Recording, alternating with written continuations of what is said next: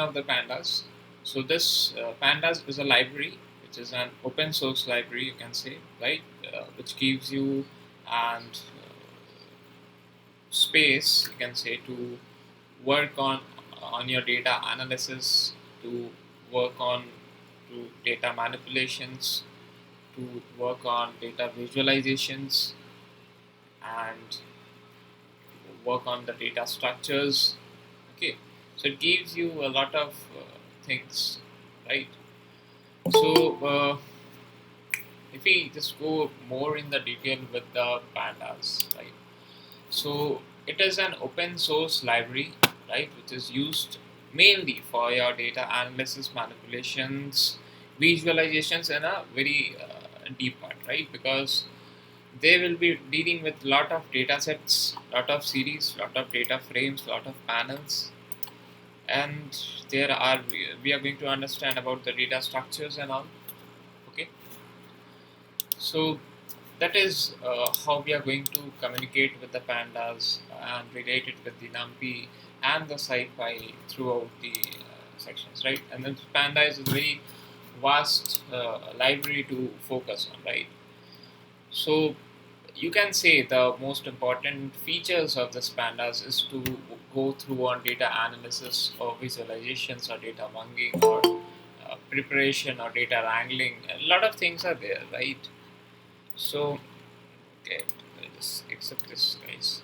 Okay, so you go through a lot of things. You can work in the pandas with any of the fields, like let it be an academic or any commercial domains, like finance, economics, statistics, analytics, and lot, right? So if we talk about the features of this pandas, these are very fast and efficient, okay, as compared to any Excel sheets and all, right? So they have lot of tools for loading data in the memory data objects, and even in the different formats like in the CSV, Excel, JSON file, HTML, and a lot of things are there. Okay, so you can load your data, you can reshape it, uh, reshape the data sets, right? And you can rename the columns. A lot whatever you can do in the Excels, more specifically can be done over here. So you can go through the time series, right? The time stamps and all. So you can group, join, and a lot of things can be done with the pandas, right? So the first important thing in the pandas comes with the data structures. Comes with the concept of a data structure. So that is very important to understand that what is exactly a data structures. What is a data structure, right? What are structures? Hmm? What are structures? So if you have, if you recall this NumPy, there we deal with the dimensions that we call exactly as some kind of a structure, right? Okay. So like you can say that data structure data structure is the uh, like combination of this higher dimension and the lower dimensions, or you can say even the combination of the dimensions. So the dimensions or the shape you are having is exactly your data structures. Got it? So like mostly with the dimensions, not with the shapes. Okay. So if there is a numpy array, so for the pandas you'll need some dependencies like you need matplotlib, you need numpy, and many times you also need cbonds. So let's import the two kinds for now, right? I'm only importing the numpy for.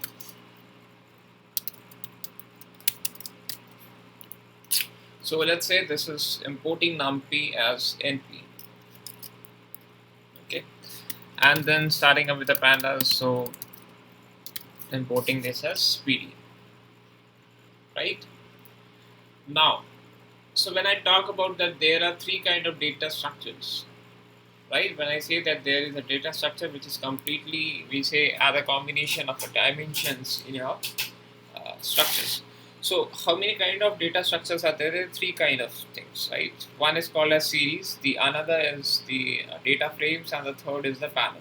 Now you can easily relate up to the things that the series are going to be a one dimension array, the data frames is going to be a 2-dimension array, and the panels are going to be a 3-dimension array. That's it.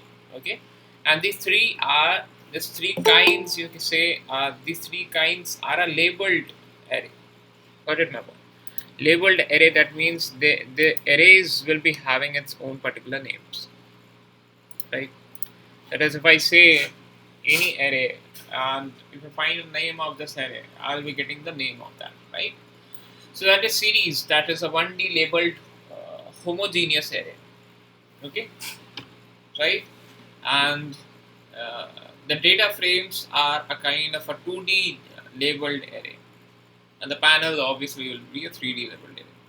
Okay, so three kind of data structures are there: panels, data frames, and the series.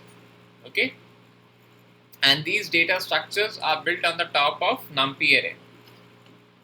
So that is why these are very fast.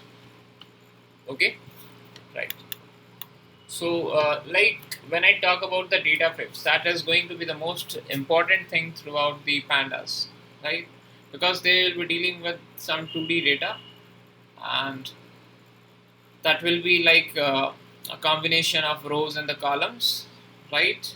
Will also have the index and all, right?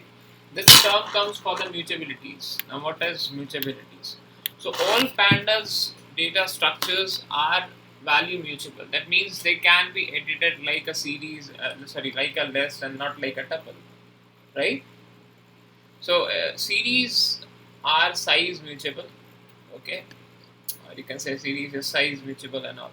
So data frame is widely used as one of the most important data structures, because everything you load in your data, let it be in HTML, let it be in JSON, let it be in Excel, you load all the things in a data frame, not in a series. Okay, then you convert some of the things in the series. That is another thing.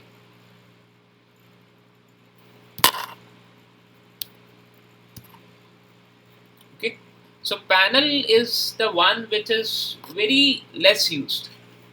Okay, it is used very less. It's comparatively to even series also. It's very less.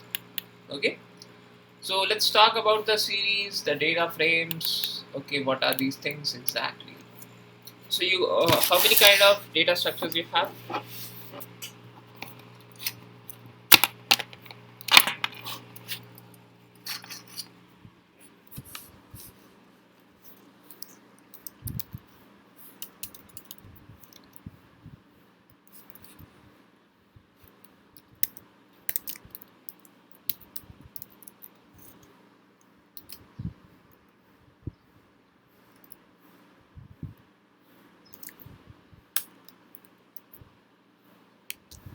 So having series,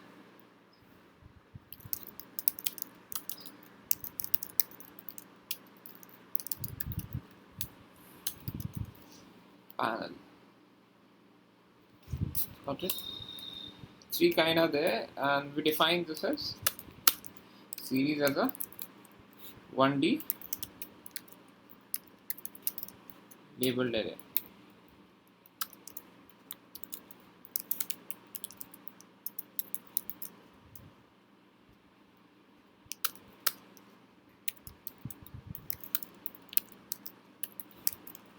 And the hierarchy goes as like, this is data frames in very much use as compared to the series and as compared to the panels. Okay, just like how the hierarchy goes. Hierarchy means like I'm giving like how this trend is going on, like which is most used data structure. Okay, now let's talk about the series. So series, as you can see, they're defined in the above as the one-dimensional array, that is a homogeneous data, obviously. Okay, you can say like, wait one minute.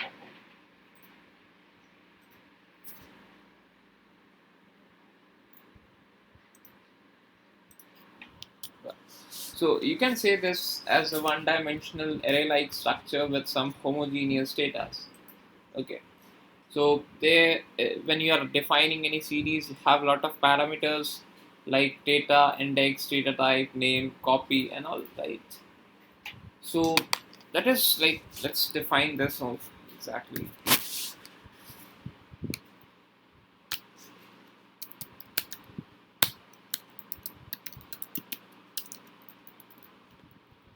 You can say in case of numpy and the array, right? So one dimensional numpy and the array with some access labels.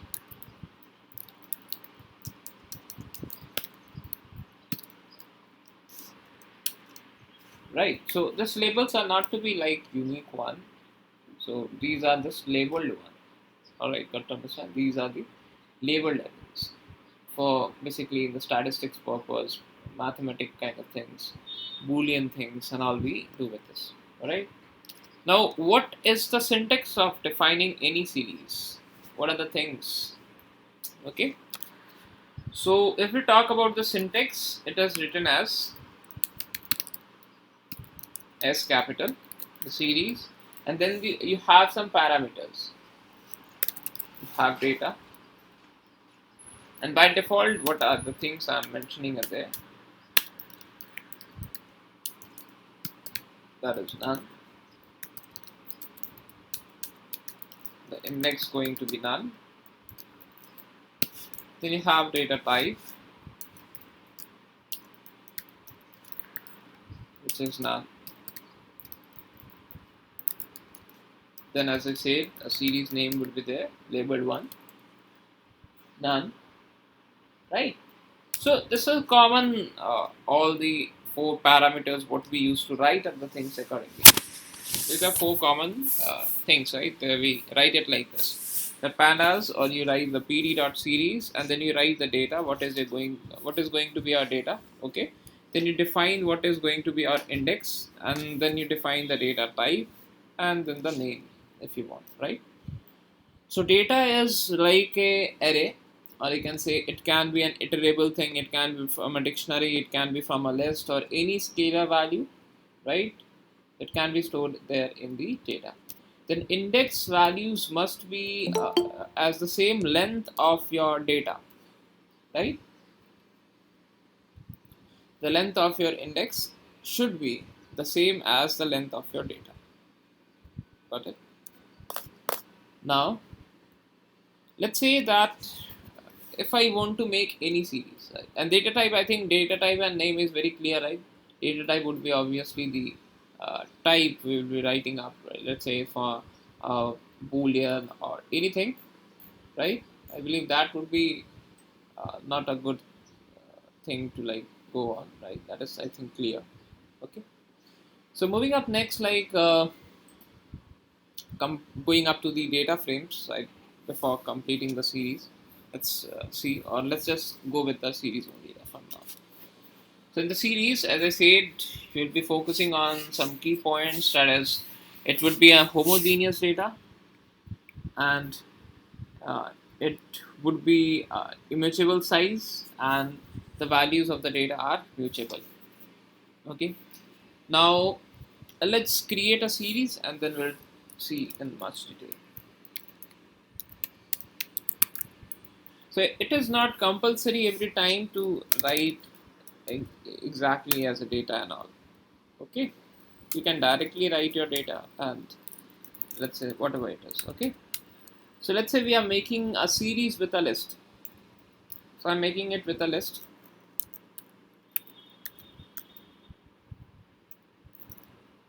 and that's it, a normal thing. I'm not writing any of the things. So if you want, we can write up the data.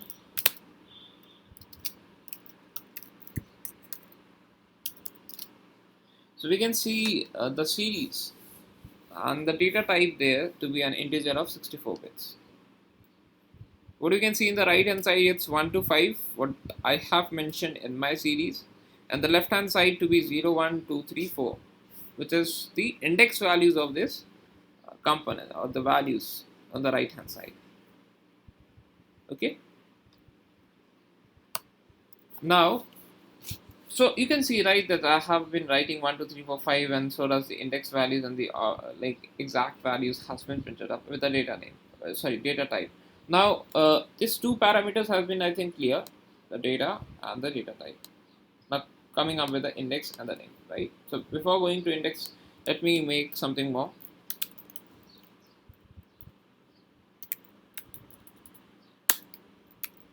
Let's take another series.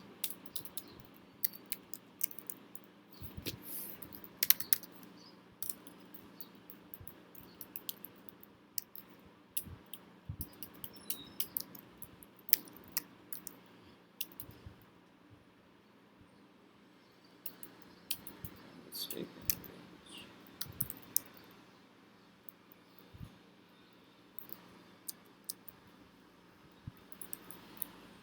okay. So if I look onto my y, I could see it starts from 5 to 10, and again the index value starts from the 0 to 5. Got it? So like I can see that for any value I'm being writing up there, I'm getting the index value starting from the 086. Exactly. Like that is how this starts within the Panda, sorry, in the Python, right?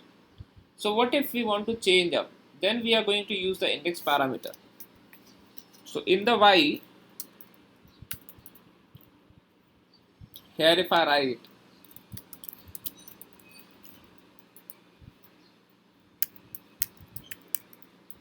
so you can mention anything for your array. Let's say you're mentioning 12 to 17.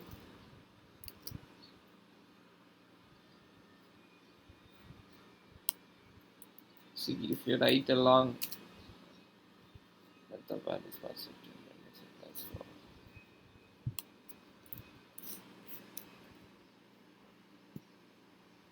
Okay, so you can see starting from 12 and going till 17. So you define that in the index parameter and make sure that it is of a same length. So I have written something wrong length, so I've got something error over there, right? So it will give you an error if you write a wrong length. It will say that this much length implies, and you are writing up this. And you can then correct this all, right? So I think index is also clear. Data type is also clear.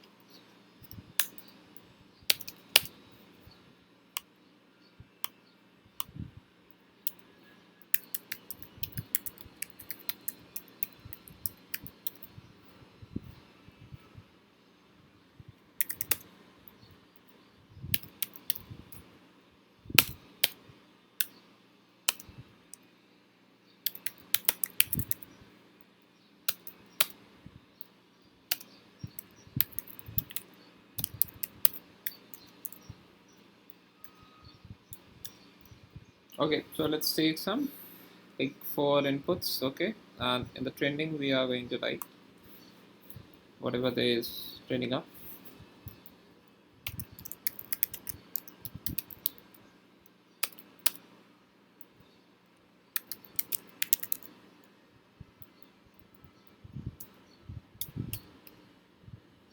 Okay, that's going in the much trend, and after that there is a side second. So let's make a series of this. So what I can see in my Z is I don't have to write any index and such things, right? Because this is a dictionary I have been made, right? So my data is exactly a dictionary, and in that dictionary I have made the keys which are going to be my index values, and the values are going to be the values of the series or the actual values we want to write up there. Got it? Writing up the things. Okay. So let's see.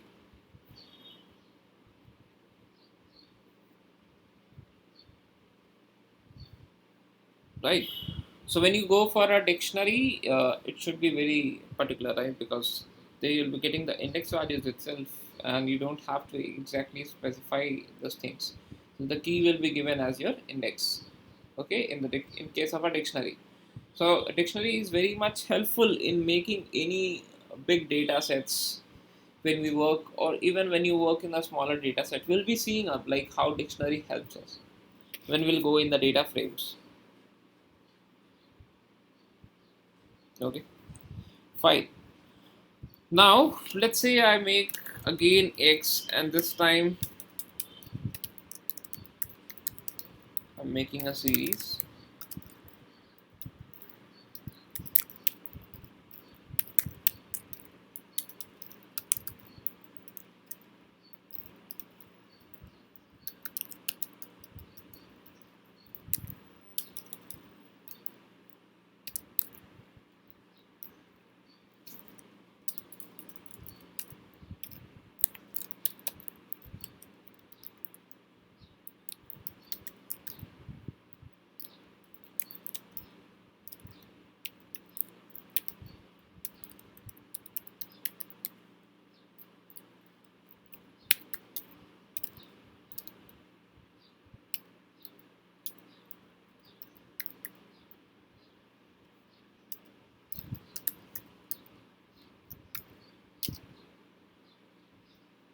Okay, so I have defined all the four parameters: data, index, name, and the data type.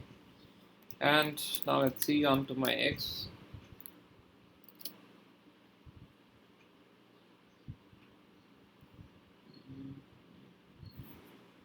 Okay.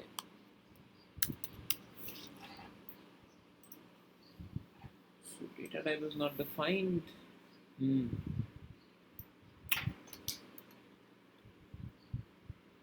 And values have been there. Np dot profiles.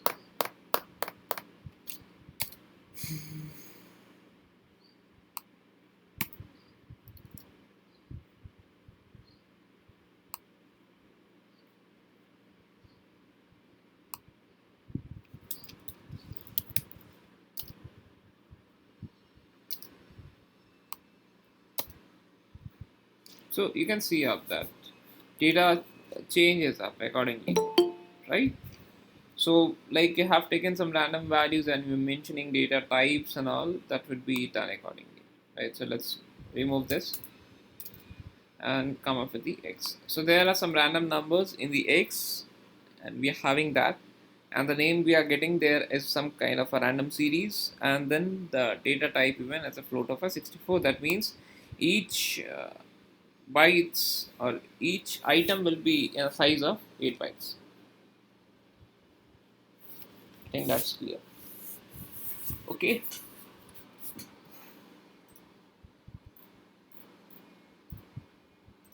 Next. So that is how we make up the series. So indexing is possible. In case of a dictionary, it is possible with the keys. In case of NLP and all, you can go with through the index. You can see A B C D E index has been changed up.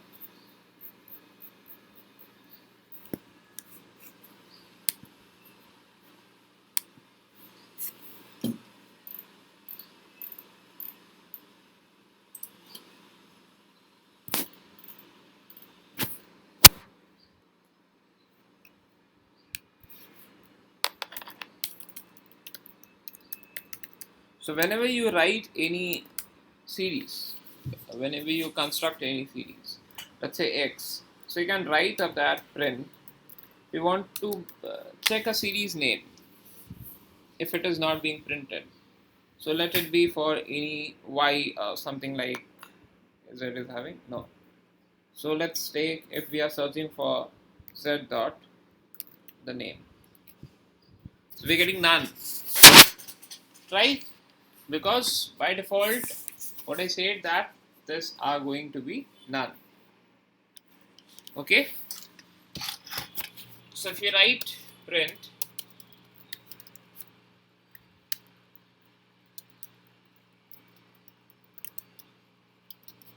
that is random series, so the name, if you write the series name dot the name, and you'll be getting the name of that series. Similarly, there are a lot of things. If you write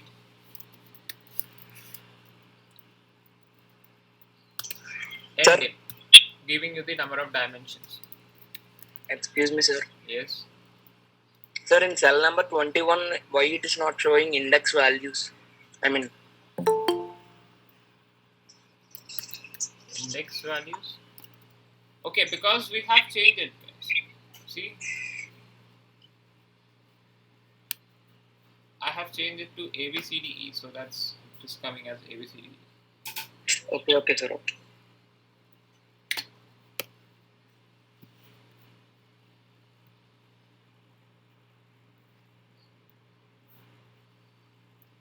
Then you're getting shapes and the number of dimensions has to be there. Okay, fine. Similarly, you can find out the values. See, these are the very basic operations we are performing, because with the use of this, we'll be performing much greater. Okay, right? Moving next. Wait 1 minute.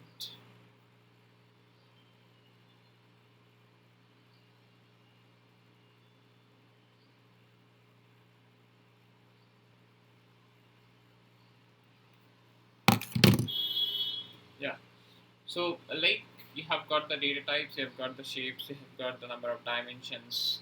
Similar to the, you can find up the length or like the size if you want to find. It's very similar to the case of the numpy what we have read there. It is x dot the size, because these are just 1D size of an numpy, right? So we can write up the sizes and all whatever we performed in an numpy we can use there to follow what the things. Okay.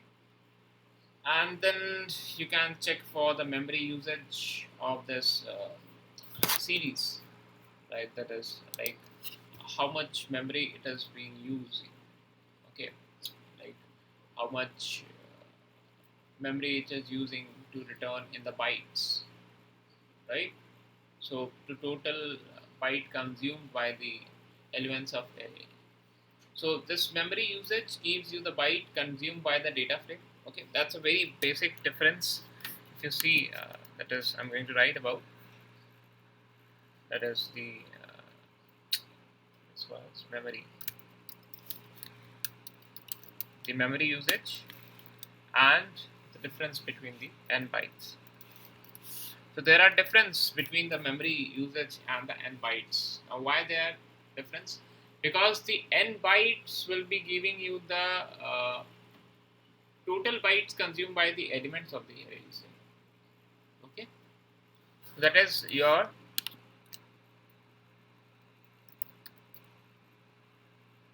that is exactly a numpy one.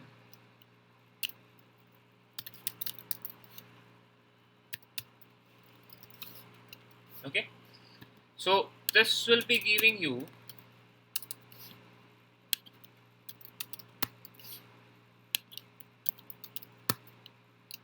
okay. So this is going to give you the total bytes. You can say for the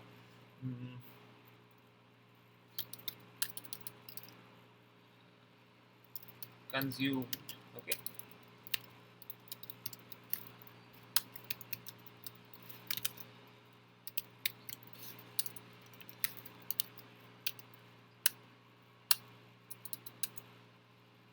by the array. Oh, I forgot to close this.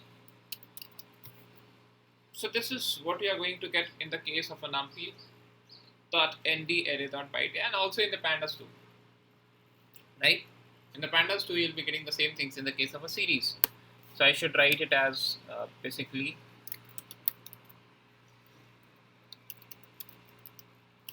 like this. Okay, so you'll be getting up the same things over there, right? Now, like when we talk about memory usage, it gives you byte consumed by the data frame as per.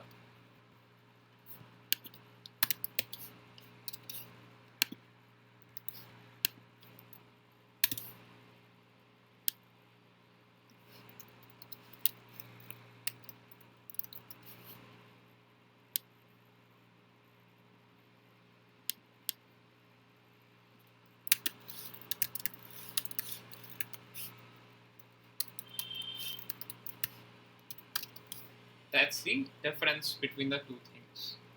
Okay, that's the major difference between the two things. Now, let me just show you that how the things are there. So, in the memory usage, you have parameters like index and the deep, right? You have parameters like index and the deep. So, there,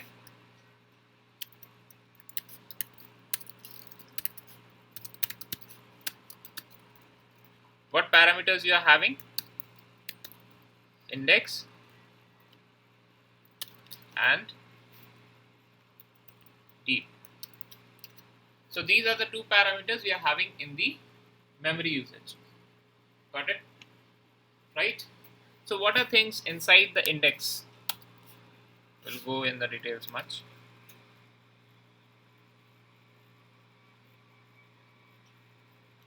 So let's talk about the index first. So there we have like you write booleans or the values there, whatever you want in the index file, right? Kind of things. So whatever the value of your index is there, you define up the index things, right? Like we define in the index here. So you write just, okay, I'm not writing it there.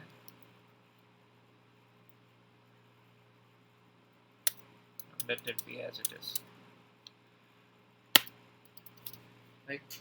So index specifies whether to include the memory usage of the series index or not.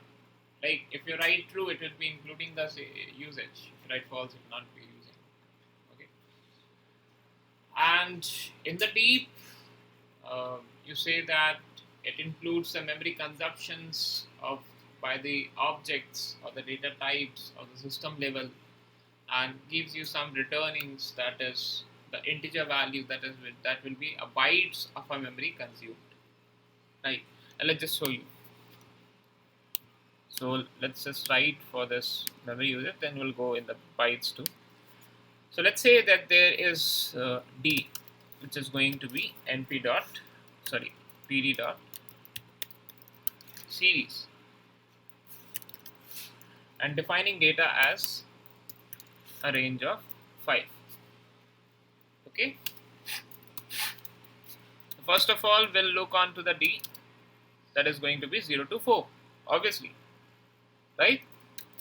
And also we'll be looking up to the d dot memory usage. That's it. So d dot memory usage, the total memory of the data frame, okay, of the series is here, 168. Got it? 168, right? So I should write here, I have written something wrong, I think. That is the series. I think that is clear, right? So now if you write the index, what I was talking about, if you write the print d dot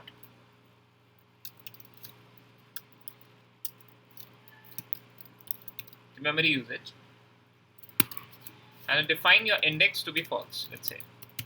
Now what happens when you say index equals false? Okay, so when you say index equals to false, what comes here? There you can see only 40. Why? So what is that index equals to false? So you are not including the index size. So you are including the rest of the size of your data. not including the index size.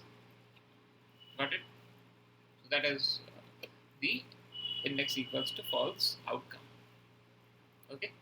So if you write it to be true, so you'll see the same thing what you have got in the above one. That is the index. Okay.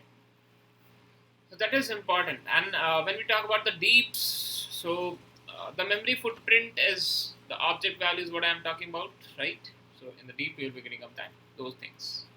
Okay, with respect. Okay, moving up to the next. So next we have this series dot n bytes. Okay, that is also important.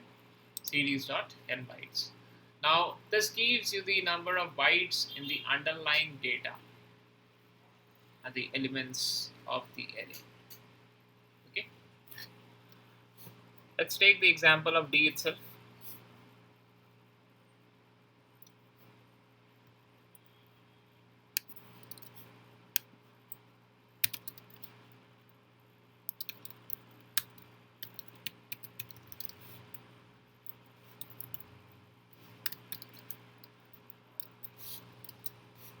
So f is going to be something, a series of 1 to 5, right? And so does the index number is going to define.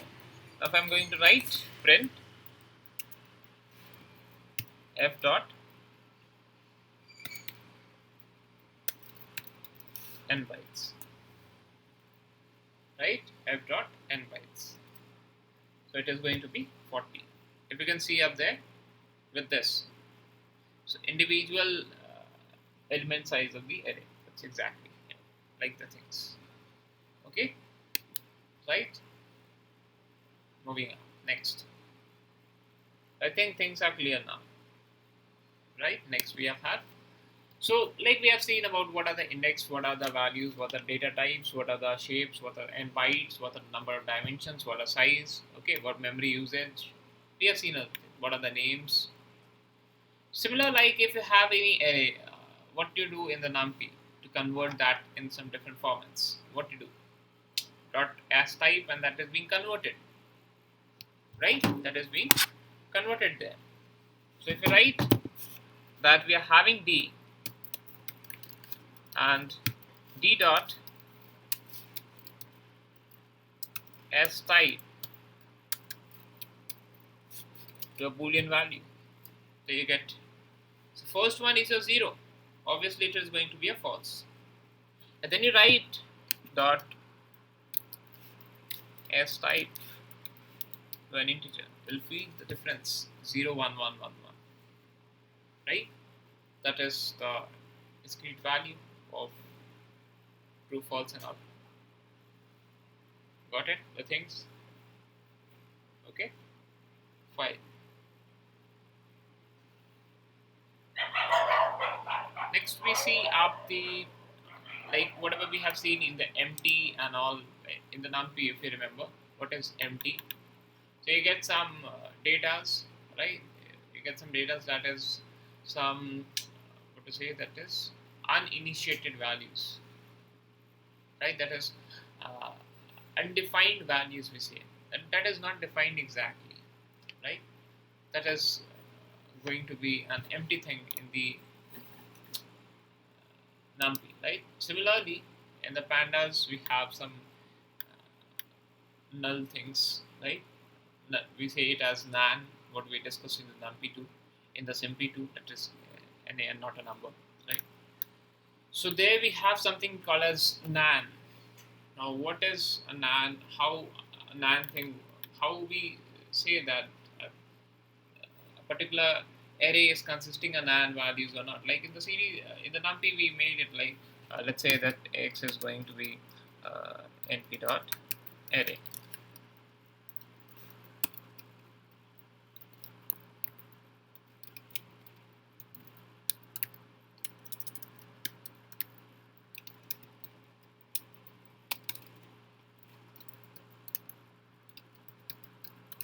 So in the here x, we can just write x and x dot is nan.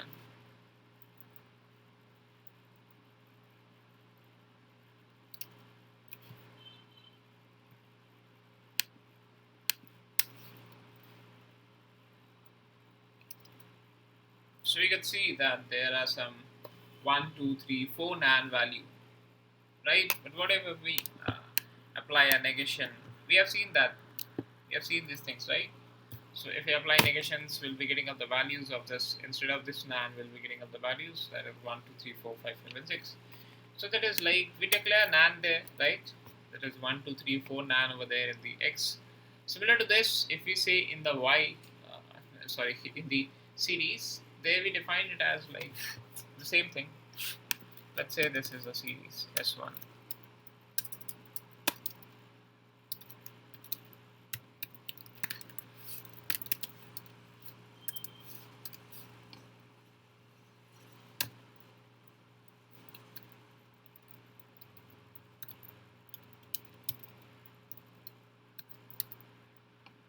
Okay, so this is going to be my S.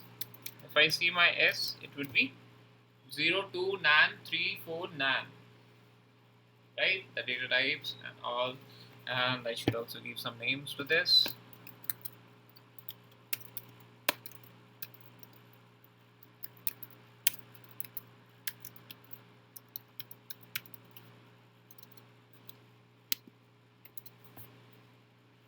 Okay, so this is a NaN series now. Okay, now whenever you have a data, guys, these are very important thing, because that is what we discuss in data cleaning and data manipulating, data wrangling, data munging and all, right? That is, whenever you have some null values, what are the things? What are the very basic functions and operations we do with the NaN values? That is, first to find out that is there any NaN values or not? Is there any null values or not?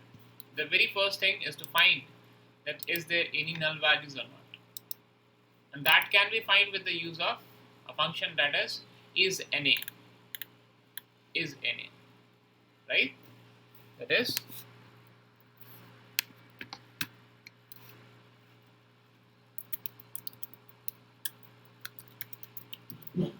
dot is NA. So this defines whether there is any null values or not. How many null values or not. Right? A discrete value it gives you there as well. So if you write this X is NA.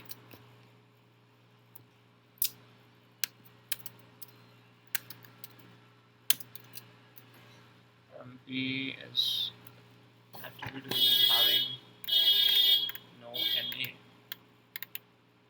Why?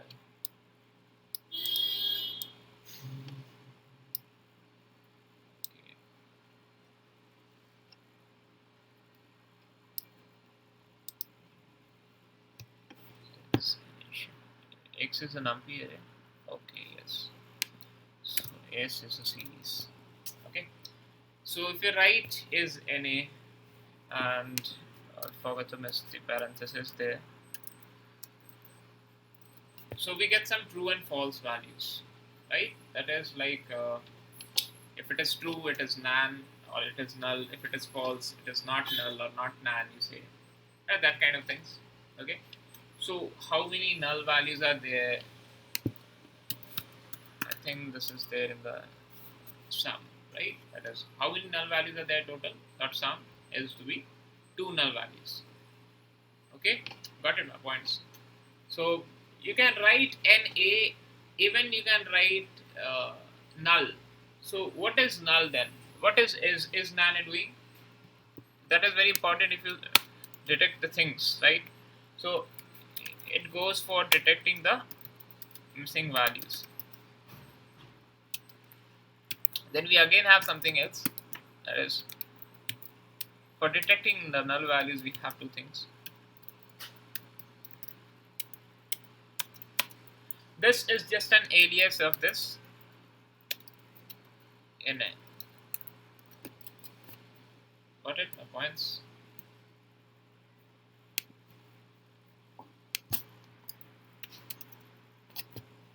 Okay. So we have two things, right? Or let's say I should mention it as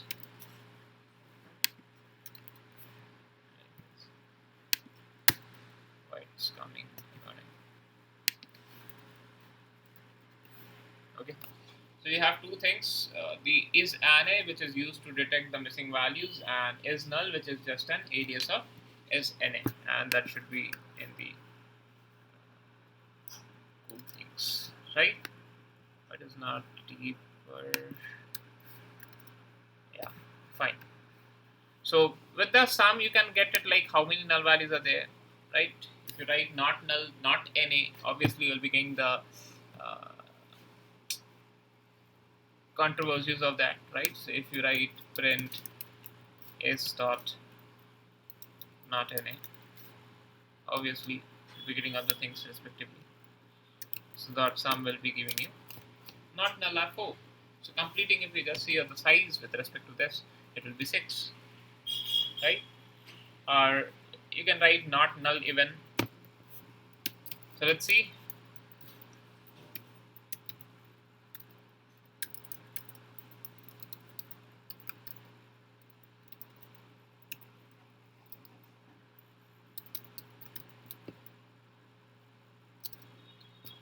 So you can see two series with null and not null.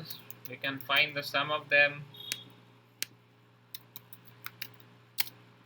So 2 and 4 respectively. So for the null we have the thing, and for the non-null we have the another thing, right? That is how things are being focused. So it returns you mask of bool values, you say, to indicate whether there is a null values or not a null values, right? So if there is a null values, you have three options. You can drop that null values by omitting the label access from where you need to drop, or you can fill that null values, right? You have two options. So let's do one thing. Let's make a copy of this. Okay. Now, so in the R, what is R? What is R, guys? That is a series of the same thing what there is in X. Sorry, in S, right? So if in this case, if I write with the null values, right? If I write that S dot, okay, that is the another function we are going to discuss.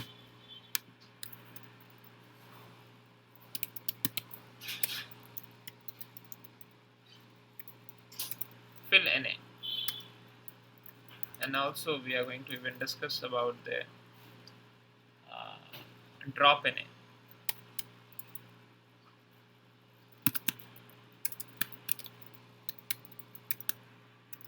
Okay, so two major things we are going to discuss now. That is drop NA and fill NA. Believe, guys, that this two functions are very important for any data set when you deal with any of the data set. That is very important. Okay. So let's say that my R is having some two NaN values, right? So I'm gonna just fill them up, right? That is to fill the null values, replace the null values. So what fill NA does? It replaces the missing values, right? Replace the missing values. So let's say like you want in the fill NA, right? In the fill NA you want like let's say to be print R dot fill NA with 2. So you can see all the null values will be filled with 2. Okay, so you can just write up the thing there and it will be done. Okay, now, so if you have data frames, then how to work with the null values? We'll be going in that when we'll deal with the data frames, then we'll be going with that respective things. That's how we are going to replace an array. Then you have something called as drop NA, right? Now this is very interesting because this drop NA is very important when you create some models in your projects and all, like whatever you do in the machine learning models. So this returns a new series with some missing values removed. Got my point? This will return you a new series with the missing values removed. And the parameters in the drop NA you have uh, the X is the lens space, sorry, not lens space, the in place, okay, and what is that? The third one. That is, I think, how or str of the optional things in there. Okay, let's see. Let's say that we are having S now, right? That is we copy exactly the R of the things. Right? So if I say that print R dot S dot drop in, what I can see a view of the data. If I see my complete S, that is still the same thing because I'm not going to edit this in there.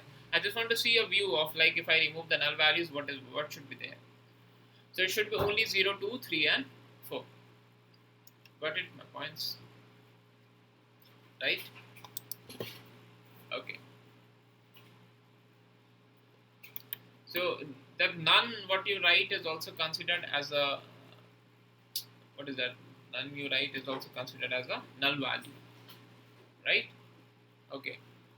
So with this in place, if you write true, so what happens? It keeps the series with valid entries in some of the variables. You have access and all, right? So access will be working in the data frames. We'll see up there in the data frame because there you have 2 dimensions. You have only 1 dimension, so it should not be very much useful to see up the access now, right?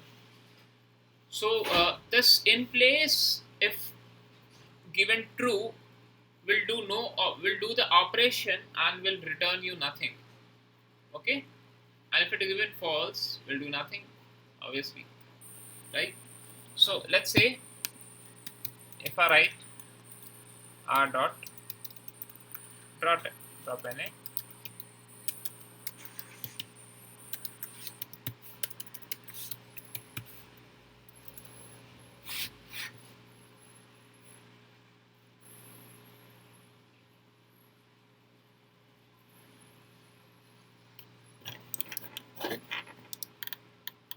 so we have written somewhere else exactly, so it should be in place, okay, and there it should be drop, right? So what in place does exactly, it do the operation and then will return you none. So if I check my R, now I can see that there are only the 0, 2, 3, and 4, no null values. But if I write S dot drop NA, that's it. So if I check my S, I'm still getting the null values, right? Because I haven't updated here. But if I write in place equals true, that is like you will be getting none, right?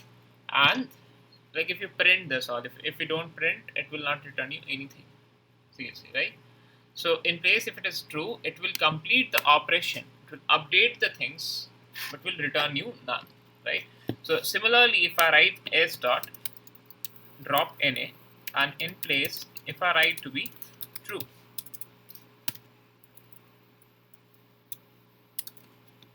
so it will complete the operation, but is not going to return you anything. See, now if you see your s, you'll be only seeing up the values. Got my point, right? Okay, so that is for all with the series. Now the major part we completed with the null values, that is na and all, right? So if I just remove this all, just write up with the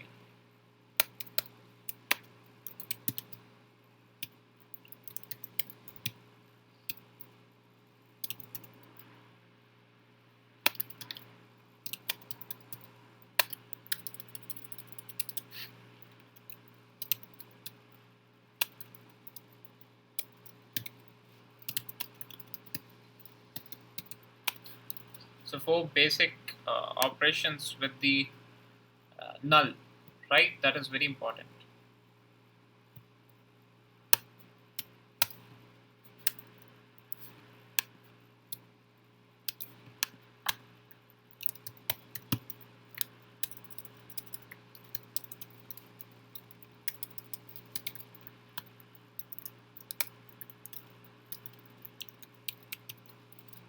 dealing with an AND in the series. What are the things we focus on? Yeah. Okay.